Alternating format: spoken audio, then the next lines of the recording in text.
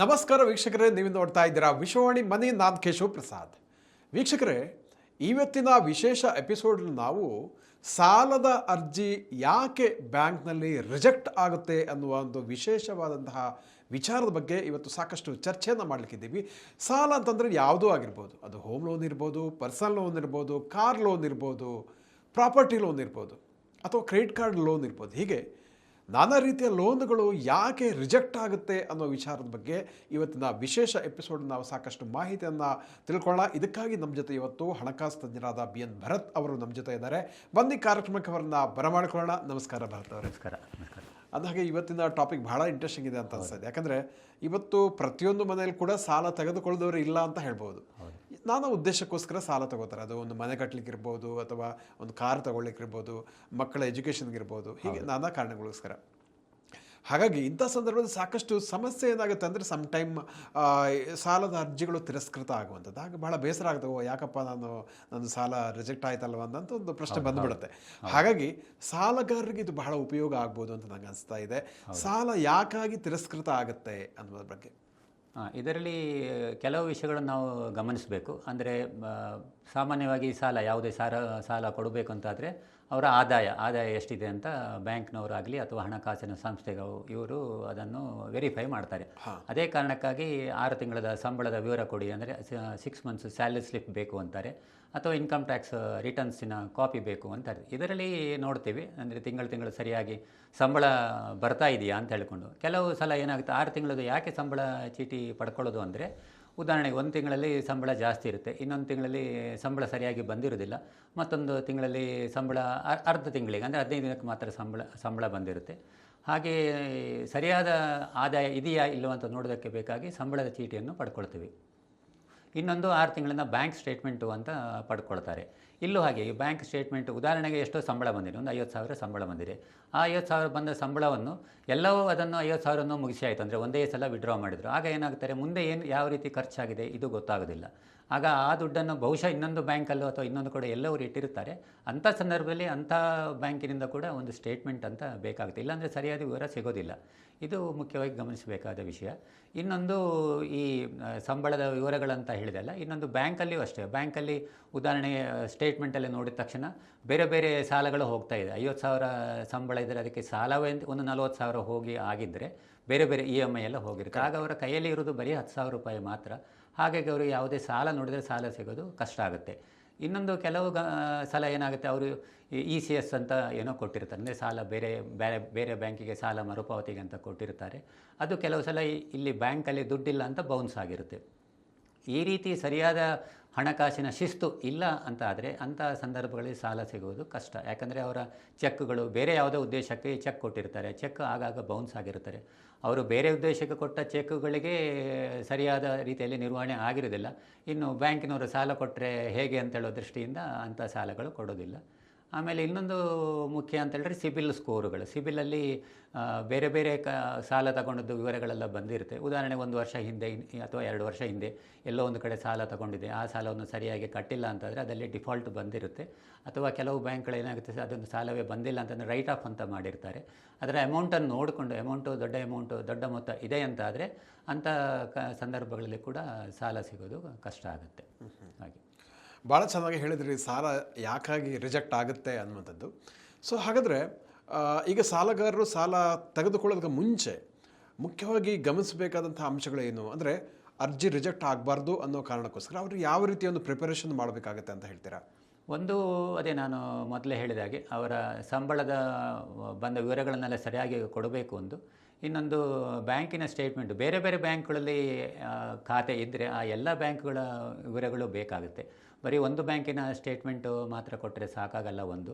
ಮತ್ತು ಇನ್ನೊಂದು ಮುಖ್ಯವಾಗಿ ಗಮನಿಸಬೇಕಾದ ವಿಷಯ ಅಂದರೆ, ಎಲ್ಲೋ ಸಾಲ ತಗೊಂಡಿರಲಿ ಅದನ್ನು ಸರಿಯಾದ ಸಮಯದಲ್ಲಿ ಮರುಪಾವತಿ ಮಾಡಬೇಕು, ಅದು ಬಹಳ ಮುಖ್ಯ.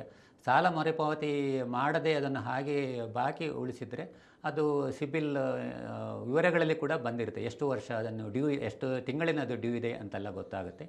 ಆಮೇಲೆ ಜನಸಾಮಾನ್ಯರಿಗೆ ಒಂದು ತಪ್ಪು ಅಭಿಪ್ರಾಯ ಇರುತ್ತೆ. ಉದಾಹರಣೆಗೆ ಅವರು ಹೊರಗಡೆ ಎಲ್ಲೋ ಹೆಚ್ಚಿನ ಬಡ್ಡಿಯಿಂದ ಯಾವುದೋ ಒಂದು ಕೈ ಸಾಲ ಪಡ್ಕೊಂಡಿರ್ತಾರೆ, ಮೊದಲು ಅದನ್ನು ತೀರಿಸ್ಕೊಳ್ಳೋಣ ಯಾಕಂದರೆ ಬಡ್ಡಿ ಅದಕ್ಕೆ ಜಾಸ್ತಿ ಇದೆ ಅಂತ ಹೇಳೋ ದೃಷ್ಟಿಯಿಂದ. ಬಡ್ಡಿ ಜಾಸ್ತಿ ಇದೆ, ಹೌದು ತೀರಿಸಬೇಕು ಸರಿ. ಹಾಗಂತ ಹೇಳ್ಕೊಂಡು ಬ್ಯಾಂಕಿನ ಹಣಕಾಸಿನ ಸಾಲವನ್ನು ಬಾಕಿ ಇಟ್ಟರೆ ಇದು ಕೂಡ ಬಡ್ಡಿ ಚಕ್ರಬಡ್ಡಿಯಾಗಿ ಬೆಳೀತಾ ಹೋಗ್ತಾರೆ. ಆಮೇಲೆ ಕ್ರೆಡಿಟ್ ಹಿಸ್ಟ್ರಿ ಅಂತ ಹೇಳೋದು ಸರಿಯಾಗಿ ಇರೋದಿಲ್ಲ. ಅದಕ್ಕೋಸ್ಕರ ಈ ಹಣಕಾಸಿನ ವಿಷಯದಲ್ಲಿ ಅವರು ಯಾವಾಗ ಆದಾಯ ಅಥವಾ ವರಮಾನ ಅವರದ್ದು ಸಂಪಾದನೆ ಪ್ರಾರಂಭ ಮಾಡ್ತಾರೋ ಆಗಿಂದ ಹಣಕಾಸಿನ ವಿಷಯದಲ್ಲಿ ಅವರು ಶಿಸ್ತನ್ನು ಬೆಳೆಸ್ಕೊಳ್ಳೋದು ಒಳ್ಳೆಯದು. ಓಕೆ ಸರ್, ಹಾಗಿದ್ರೆ ಇವಾಗ ಒಬ್ಬ ವ್ಯಕ್ತಿಯಲ್ಲಿ 3-4 ಕಡೆ ಲೋನ್ ಇದೆ ಅಂತ ಅಂದ್ಕೊಳ್ಳೋಣ. ಸೊ ಅವ್ರು ಮತ್ತೆ ಎಗೈನ್ ಮತ್ತೆ ಇನ್ನೊಂದು ಲೋನ್ಗೆ ಅಪ್ಲಿಕೇಶನ್ ಹಾಕ್ತಾರೆ, ಆವಾಗ ರಿಜೆಕ್ಟ್ ಆಗುತ್ತೆ. ಸೊ ಅಂಥ ಸಂದರ್ಭದಲ್ಲಿ ಅವರು ಈಗ ದೊಡ್ಡ ಲೋನು ಸಣ್ಣ ಲೋನ್ ಇಂದ ಬೇರೆ ಬೇರೆ ಇರುತ್ತೆ ಅಲ್ವಾ? ಯಾವ ಲೋನನ್ನು ಮೊದಲು ತೀರಿಸಿದ್ರೆ ಅವರ ಕ್ರೆಡಿಟ್ ಸ್ಕೋರ್ ಇಂಪ್ರೂವ್ ಆಗುತ್ತೆ? ಈ ದೊಡ್ಡ ಲೋನು ಅಂತ ಹೇಳಿದ್ರೆ ಅವರಿಗೆ ಉದಾಹರಣೆಗೆ ದೊಡ್ಡ ಲೋನುಗಳಲ್ಲಿ ಅವರ ಮಂತ್ಲಿ EMI ಇದು ಜಾಸ್ತಿ ಬಂದಿರುತ್ತೆ. ಅದೇ ರೀತಿ ಬಡ್ಡಿ ದರವು ಅದಕ್ಕೆ ಜಾಸ್ತಿ ಇದೆ ಅಂತ ಆದರೆ ಹೆಚ್ಚು ಬಡ್ಡಿ ದರ ಇರೋದನ್ನು ಆದಷ್ಟು ಬೇಗ ಅವರು ಕಟ್ಕೊಂಡು ಬರೋದು ಒಳ್ಳೆಯದು. ಹಾಗಂತ ಹೇಳ್ಕೊಂಡು ಯಾವುದೇ ಸಾಲ ಆಗಲಿ ಅದನ್ನು ಬಾಕಿ ಇಡೋದು ಅಷ್ಟು ಒಳ್ಳೆಯದಲ್ಲ. ಕೆಲವೊಮ್ಮೆ ಏನಾಗುತ್ತೆ, ಸಣ್ಣ ಸಣ್ಣ ಸಾಲ ಬಾಕಿ ಇದ್ದರೆ ಮುಂದಿನ ಸಾಲ ಕೊಡುವವರಿಗೆ ಏನನ್ನಿಸ್ತದೆ ಅಂತ ಹೇಳಿದ್ರೆ ಇಷ್ಟು ಸಣ್ಣ ಸಾಲ ಕೂಡ ಕಟ್ಟೋದಕ್ಕೆ ಕಷ್ಟ ಆಗ್ತಾ ಇದೆ, ನಾವು ಸಾಲ ಕೊಟ್ಟರೆ ಹೇಗೆ ಆಗುತ್ತೆ ಅಂತ ಹೇಳೊಂದು ಭಾವನೆ ಬರುತ್ತೆ. ಹಾಗಾಗಿ ಸಣ್ಣ ಸಾಲವನ್ನು ಕೂಡ ಅದನ್ನು ನೆಗ್ಲೆಕ್ಟ್ ಅಂತ ಮಾಡಬಾರ್ದು, ಅದನ್ನು ಕೂಡ ಕಟ್ತಾ ಬರಬೇಕು. ಯಾವ ಸಾಲವನ್ನು ಕಟ್ಟಬಾರ್ದು ಅಂತ ಪ್ರಶ್ನೆಗಿಂತಲೂ ಹೆಚ್ಚಾಗಿ ಪ್ರತಿಯೊಂದು ಸಾಲವನ್ನು ತಿಂಗಳಿನ ಕಂತಿನ ಪ್ರಕಾರ ಅವರು ಕಟ್ಟಿಕೊಂಡು ಬರೋದು ಬಹಳ ಒಳ್ಳೆಯದು.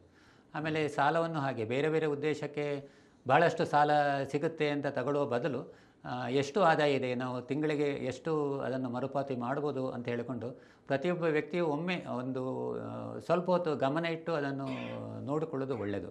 ಸಾಲ ಸಿಗುತ್ತೆ ಅಂತ ಪಡ್ಕೊಳ್ಳೋ ಬದಲು ಸಾಲ ಎಷ್ಟು ಮರುಪಾವತಿ ಮಾಡಲಿಕ್ಕೆ ಸಾಧ್ಯ ಇದೆ ಅಂತ ಹೇಳೋದು ಪ್ರತಿಯೊಬ್ಬರು ಗಮನಿಸೋದು ಒಳ್ಳೆಯದು.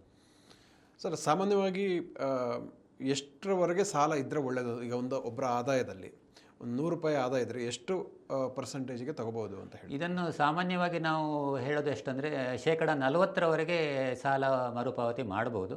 ಆದರೆ ಕೆಲವು ಸಂದರ್ಭಗಳಲ್ಲಿ ಪ್ರತಿ ತಿಂಗಳು ಸಂಬಳ ಹೆಚ್ಚಿದೆ ಅಂತಾದರೆ ಅಂಥವರು 40 ಅಲ್ಲ ಅದಕ್ಕಿಂತ ಹೆಚ್ಚು ಕೂಡ ಹೋಗ್ಬೋದು. ಅಂದರೆ ಸಂಬಳ ಅವರಿಗೆ ತಿಂಗಳ ಆದಾಯ ಭಾಳಷ್ಟು ಇರೋ ಕಾರಣ ಅಂಥವರು ಹೆಚ್ಚಿನ ಸಾಲವನ್ನು ಪಡ್ಕೊಳ್ಬೋದು. ಯಾಕಂದರೆ ಅವರಲ್ಲಿ ಬೇರೆ ಆದರೂ ಏನಾದರೂ ಒಂದು ಆಸ್ತಿ ಇದ್ದೇ ಇರುತ್ತೆ, ಅಂಥವ್ರಿಗೂ ಹೆಚ್ಚಿನ ಸಾಲ ಪಡ್ಕೊಳ್ಬೋದು. ಅದರ್ವೈಸು ಇಲ್ಲ ಅಂದರೆ 40% EMI ಅಂದರೆ ತಿಂಗಳಿಗೆ ಕಂತು ಅದಕ್ಕಿಂತ ಜಾಸ್ತಿ ಇರೋದಂತೂ ಒಳ್ಳೆಯ ಹಣಕಾಸಿನ ಶಿಸ್ತು ಅಲ್ಲ. ಸರ್, ಇವಾಗ ಸಾಮಾನ್ಯವಾಗಿ ಏನಾಗುತ್ತೆ ಅಂದರೆ ಟೈಮ್ ಏನಾಗುತ್ತೆ, ಒಬ್ಬರು ಎಲ್ಲೊಂದು ಕಡೆ ಲೋನ್ ತೊಗೊಂಡ್ರೆ ಇನ್ನೂ ಕಂಪ್ಲೀಟ್ ಮಾಡಿರಲ್ಲ, ಬಟ್ ಆ ಲೋನನ್ನು ತೀರಿಸಲಿಕ್ಕೆ ಇನ್ನೊಂದು ಕಡೆ ಬ್ಯಾಂಕಿಗೆ ಹೋಗಿ ಅಪ್ಲೈ ಮಾಡ್ತಾರೆ. ಹೌದು. ಸೊ ಅದು ಸಾಧ್ಯ ಆಗುತ್ತಾ? ಅಂಥ ಸಂದರ್ಭದಲ್ಲಿ ಬ್ಯಾಂಕ್ ಯಾವೆಲ್ಲ ಅಂಶಗಳನ್ನ ಪರಿಗಣಿಸುತ್ತೆ ಅಂತ? ಯಾವುದೇ ಸಾಲ ಕೊಡಬೇಕಾದ್ರೆ ಮುಖ್ಯವಾಗಿ ಅದರ ಉದ್ದೇಶ ಏನು ಅಂತ ಹಣಕಾಸು ಸಂಸ್ಥೆಯವರು ಗಮನಿಸ್ತಾರೆ. ಓಕೆ. ಈಗ ಒಂದು ಸಾಲ ಇದೆ, ಬೇರೆ ಒಂದು ಹಣಕಾಸಿನ ಸಂಸ್ಥೆಯಲ್ಲಿ ಒಂದು ಸಾಲ ಇದೆ, ಅದರ ನಾವು ಇನ್ನೊಂದು ಕಡೆ ಸಾಲ ಇದೆ ಅಂತ ಹೇಳಿದ ತಕ್ಷಣ ಬ್ಯಾಂಕಿನಿಂದ ಏನು ಮಾಡ್ತೇವೆ, ಆ ಸಾಲದ ಎಲ್ಲ ಸ್ಟೇಟ್ಮೆಂಟ್ಗಳನ್ನು ತರಿಸ್ಕೊಡ್ತೇವೆ. ಈಗ ಬೇರೆ ಬೇರೆ ಕಡೆಯಲ್ಲಿ ಸಾಲ ಇದ್ದರೆ ಆ ಸ್ಟೇಟ್ಮೆಂಟ್ಗಳೆಲ್ಲ ಬೇಕಾಗುತ್ತೆ. ಅಂದರೆ ಖಾತೆ ವಿವರಗಳು 6 ತಿಂಗಳ ಸ್ಟೇಟ್ಮೆಂಟ್ ನೋಡ್ತೀವಿ. ಅದರಲ್ಲಿ ಸರಿಯಾದ ರೀತಿಯಲ್ಲಿ ಸಾಲ ಕಟ್ಟಿಕೊಂಡು ಬಂದರೆ ಯಾವುದೇ ತೊಂದರೆ ಇಲ್ಲ ಇನ್ನೊಂದು ಸಾಲ ಪಡ್ಕೊಳ್ಳಿಕ್ಕೆ. ಅಥವಾ ಇಲ್ಲ ಆ ಸಾಲವನ್ನು ಸರಿ ಕಟ್ಟಿಲ್ಲ ಅಂದರೆ ಅದು ಬ್ಯಾಂಕಿನವರಿಗೆ ಅಥವಾ ಹಣಕಾಸಿನ ಸಂಸ್ಥೆಯವರಿಗೆ ಇನ್ನೊಂದು ಸಾಲ ಕೊಡೋದಕ್ಕೆ ಅವರಿಗೆ ಆ ರೀತಿಯ ಒಂದು ಧೈರ್ಯ ಅವರಿಗೆ ಬರೋದಿಲ್ಲ. ಹಾಗಾಗಿ ಒಂದು ಸಾಲವನ್ನು ತೀರಿಸಲಿಕ್ಕೆ ಇನ್ನೊಂದು ಸಾಲ ಅಂತ ಹೇಳಿಕೊಂಡು ಅಲ್ಲಿ ಕಟ್ಟಿಕೊಂಡು ಬರ್ತಾ ಇದ್ದರೆ ಯಾವುದೇ ತೊಂದರೆ ಇಲ್ಲ, ಅಲ್ಲಿ ಸರಿಯಾಗಿ ಕಟ್ತಾ ಇಲ್ಲ ಅಂತಾದರೆ ಸಾಲ ಸಿಗೋದು ಕಷ್ಟ ಆಗುತ್ತೆ. ಓಕೆ ಸರ್, ತಾವು ಸಿಬಿಲ್ ಸ್ಕೋರ್ ಬಗ್ಗೆ ಹೇಳಿದ್ರಿ, ಅದು ಚೆನ್ನಾಗಿದ್ರೆ ಲೋನ್ ಸಿಗುತ್ತೆ, ಇಲ್ಲ ಕಷ್ಟ ಆಗುತ್ತೆ, ಹಣಕಾಸು ಶಿಸ್ತಿಲ್ಲದ್ರೆ ಈ ಸ್ಕೋರ್ ಕೂಡ ಕಡಿಮೆ ಆಗುತ್ತೆ ಅಂತ ಹೇಳಿದ್ರಿ. ಸೊ ಹಾಗಿದ್ರೆ ಕೊನೆಯದಾಗಿ ನಮ್ಮ ವೀಕ್ಷಕರಿಗೆ ಈ ಸಿಬಿಲ್ ಸ್ಕೋರನ್ನು ಎಷ್ಟಿದ್ರೆ ಸಿಗುತ್ತೆ ಅನ್ನುವಂಥದ್ದು ಒಂದು, ಆಮೇಲೆ ಇದನ್ನು ಇಂಪ್ರೂವ್ ಮಾಡಲಿಕ್ಕೆ ಇನ್ ಕೇಸ್ ಅದು ಯಾವುದೋ ಕಾರಣಕ್ಕೆ ಅದು ಕಡಿಮೆ ಇದ್ದರೆ ಅದನ್ನು ಇಂಪ್ರೂವ್ ಮಾಡಲಿಕ್ಕೆ ಏನು ಮಾಡ್ಬೋದು ಅಂತ ಸಲಹೆ ಕೊಡ್ತೀರಾ ಅಂತ? ಇದರಲ್ಲಿ ಮುಖ್ಯವಾಗಿ ಎಲ್ಲ ಸಾಲಗಳು ಅಂದರೆ ವೈಯಕ್ತಿಕ ಸಾಲ ಇರ್ಬೋದು ಅಥವಾ ಬೇರೆ ಯಾವುದೇ ಸಾಲಗಳನ್ನು ಕಾಲಕ್ಕೆ ಸರಿಯಾಗಿ ಕಟ್ಕೊಂಡು ಬರಬೇಕು. ಅದು ಕಟ್ಕೊಂಡು ಬಂದಿಲ್ಲ ಅಂದರೆ ಸಿಬಿಲ್ ಸ್ಕೋರ್ ಕಡಿಮೆ ಆಗುತ್ತೆ. ಇನ್ನೊಂದು ಕ್ರೆಡಿಟ್ ಕಾರ್ಡನ್ನು ಡ್ಯೂ ಡೇಟಿಗೆ ಇದನ್ನು ಪೇಮೆಂಟ್ ಮಾಡಬೇಕು. ಅದು ಡ್ಯೂ ಡೇಟಿಗೆ ಅದನ್ನು ಪೇಮೆಂಟ್ ಮಾಡಿಲ್ಲ, ಕ್ರೆಡಿಟ್ ಕಾರ್ಡಿನ ಅಮೌಂಟ್ ಡ್ಯೂವನ್ನು ಪೇಮೆಂಟ್ ಮಾಡಿಲ್ಲ ಅಂದರೆ ಅಲ್ಲಿ ಕೂಡ ಇದರಲ್ಲಿ ಸ್ಕೋರಲ್ಲಿ ಕಡಿಮೆ ಆಗುತ್ತೆ. ಹಾಗಾಗಿ ಈ ರೀತಿಯ ರೀಪೇಮೆಂಟ್ಗಳನ್ನು ಡ್ಯೂ ಡೇಟಲ್ಲಿ ಪೇಮೆಂಟ್ ಮಾಡೋದು ಇದೆಲ್ಲ ಬಹಳ ಮುಖ್ಯ.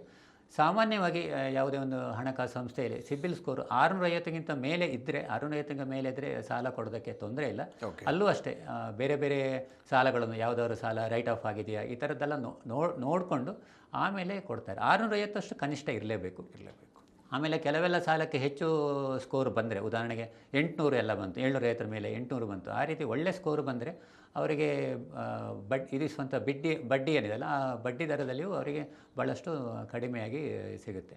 ಆಮೇಲೆ ಇಂಪ್ರೂವ್ ಮಾಡೋದು ಅಂತ ಕೇಳಿದರೆ, ಇಂಪ್ರೂವ್ ಮಾಡೋದು ಹೇಗಂತೇಳಿದ್ರೆ, ಎಲ್ಲ ಇದನ್ನು ಇನ್ನು ಮುಂದೆ ಆದರೂ ಕೂಡ ಯಾವುದೋ ಸಾಲಗಳನ್ನು ಕಟ್ಟಿಲ್ಲ, ಸಾಲವನ್ನು ಸರಿಯಾಗಿ ಕಟ್ತಾ ಬಂದರೆ ಮುಂದಿನ 6 ತಿಂಗಳಲ್ಲಿ ನೋಡಿದರೆ ಆ ಸ್ಕೋರುಗಳು ಗಮನಾರ್ಹವಾಗಿ ಹೆಚ್ಚಾಗುತ್ತೆ. ಆಮೇಲೆ ಭಾಳಷ್ಟು ಲೋನುಗಳಿದೆ, ಸಣ್ಣ ಪುಟ್ಟ ಲೋನುಗಳಲ್ಲಿ ಅದನ್ನೆಲ್ಲ ತೀರಿಸ್ತಾ ಬರೋದು ಒಳ್ಳೆಯದು. ಆಗ ಕೆಲವು ಲೋನುಗಳು ಉಳಿತದಲ್ಲ, ಆಗ ಸಿಬಿಲ್ ಸ್ಕೋರ್ ಕೂಡ ಇಂಪ್ರೂವ್ ಆಗುತ್ತೆ.